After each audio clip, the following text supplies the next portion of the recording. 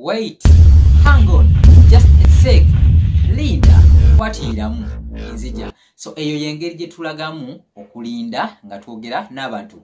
That is how we use wait. So today we are going to look at the different ways of how we can say wait. Engage on. Hold on. Hold on is kwatiriramu. Kwatiriramu. You want to tell someone that please wait. Hold on. Just a minute. Just a minute. Mudachika. Mudachika. Second, please. 1 second, please. Mukatikitiki. Mukatikitiki. Let's have an example. 1 second, please. I'm coming. 1 second, please. I'm coming.